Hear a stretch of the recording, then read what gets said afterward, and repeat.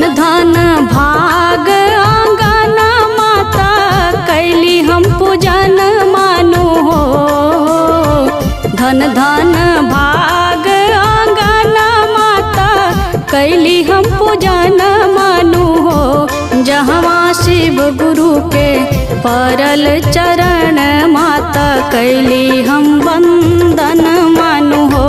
जहवा शिव गुरु के परल चरण माता कैली हम वंदन मानु हो।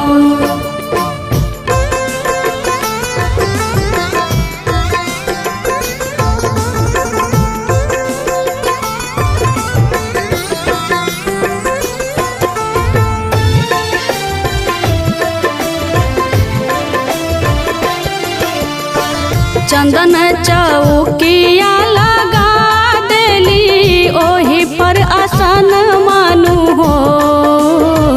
चंदन चौकिया लगा देली ओही पर आसन मानु हो। बैठलन शिव गुरु जी ओही रे आसन माता कैली हम पूजन मानु हो। जहाँ शिव गुरु के परल चरण माता कैली हम वंदन मानु हो।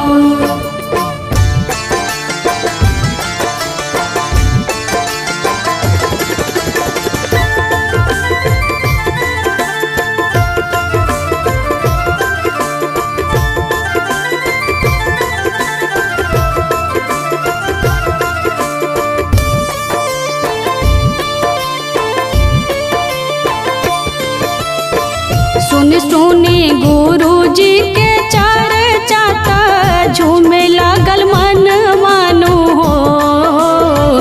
सुनी सुनी गुरु जी के चर्चा त झूमे लागल मन मानु हो। हवा खुली गईले गुरु के नयन माता कैली हम पूजन मानु हो। जहाँ शिव गुरु के परल चरण माता कैली हम वंदन मानु हो।